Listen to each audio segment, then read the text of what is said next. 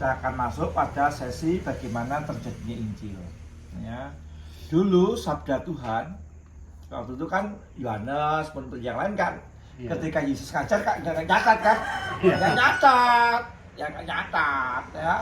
Lalu ketika katakanlah saya ngajar kemana-mana, saya punya orang dengerin. Oh kemarin Romo Paris tuh banyak ini, ngomongnya tentang ini, ngomongnya tentang Dio. Ya kata gitu. Dari omongan orang-orang itu kemudian tersebar. Ya tersebar dari omong-omongan itu. Kemudian dari omong-omongan itu, kemudian Yohanes mengumpulkan cerita tadi. Si A tadi ngomong apa sih? Dibanding-bandingkan. Kemudian ditulis. Oh Yesus tuh lahir seperti ini. Oh kisahnya seperti ini. Mungkin ya Yohanes tanya pada orang-orang yang pernah mengenal Yesus. Ya mengenal ya. Yang lain tanya. Kemudian maka ditulis Injil karangan Yohanes. Dia mengumpulkan cerita-cerita yang dulunya lesan dari omong-omongan itu, kemudian ditulis. Bukan ketika Yesus itu membuat mujizat dengan foto, ditulis, nggak ada ya. Peristiwa Yesus membuat mujizat, memperagakan roti, menyembuhkan orang sakit itu ya dilihat orang, kemudian diceritakan lagi, ya, diceritakan dari mulut ke mulut, ya.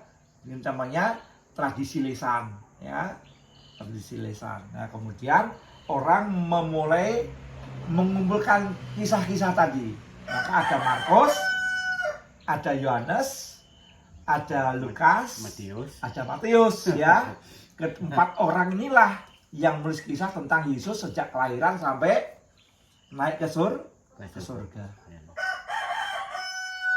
Itu kisah utama dari Injil. Jadi kisah tentang Yesus gosok gigi kah, Yesus makannya seperti apa, nggak penting, ya. Mertuanya Yusuf itu siapa, mertuanya Maria itu siapa, nggak penting. Yang penting adalah kisah Injil adalah kisah Yesus lahir sampai Yesus naik ke surga. Nah kalau kita itu mau bicara soal semut aja, seekor semut itu, kalau kita tulis tentang satu ekor semut itu, bisa satu buku tebal. Satu semut aja, misalnya semut ini kakinya berapa kaki semut? 4, salah, 6. Makanya kata kaki semut kakinya 6. Bentuk kakinya seperti apa, bekoknya seperti apa, ruas-ruasnya seperti apa. Itu udah satu banyak kan, apalagi nanti bentuknya tubuh seperti apa, kalau kurus seperti apa, kalau gendut seperti apa, cara makannya seperti apa, ibunya seperti apa, adiknya seperti apa, tetangganya seperti apa. Itu satu semut pun bisa jadi buku besar. Coba kalau Pak Nasilas ini juga dibukukan hidupnya, ya, lahir seperti ini, waktu itu gerhana matahari pas lahir, ya kan. Banyak kisah-kisahnya. Lalu dukun beranaknya tidak mau membantu, lalu ibunya beranak sendiri dibantu oleh bapak, ya kan. Kisahnya lucu-lucu, kisah itu banyak setiap orang, karena setiap orang itu begitu unik, ya.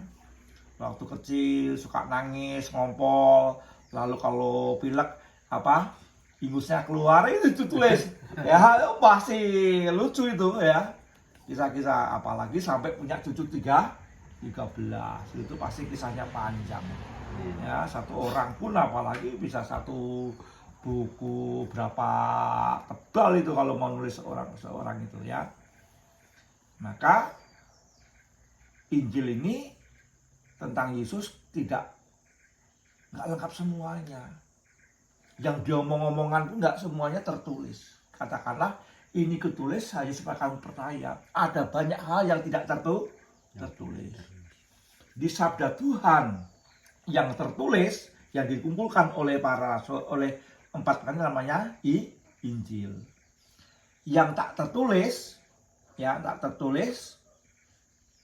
dan juga yang tertulis, dua-duanya namanya tradisi, ya, yaitu sabda Tuhan yang tak tertulis maupun yang tertulis itu namanya tradisi.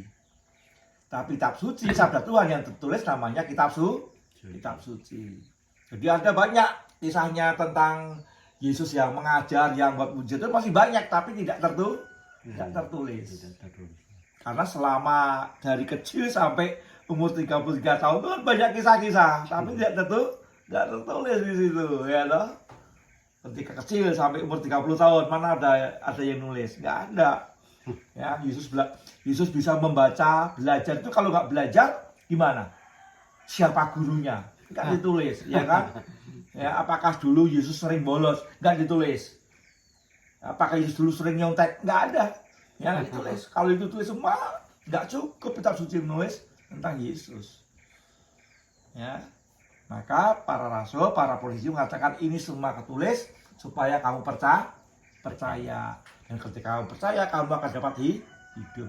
Kalau semua ditulis, tidak cukup buku untuk menulis, untuk menampung tulisan itu, ya. Paham ya? Ya, paham. Oke, jadi Pak Pendeta ngomong salah bener kita nggak tahu, ya. Ya, karena apa? Pak Pendeta pun juga manusia biasa. Iya. Dia punya keterbatasan menafsirkan, mengerti, memahami. Terbatas oleh ruang dan waktu. Tetapi kita percaya dalam Yesus ada Bapa, ada Roh Kudus, Bapa, Putra, Roh Kudus. Orang sampai beriman kepada hal seperti itu, kalau Tuhan sendiri tidak bisa mengajar, maka tidak akan sampai. Ya, gitu Pak Nasilas. Iya. Pak Nasilas, nasi tumpang atau nasilas? baru sadar hari ini ternyata di sini ada. Oke, nasi dah putus kemudian jelas ya. Oke dah. Kalau masalah baca, lihat buku saya yang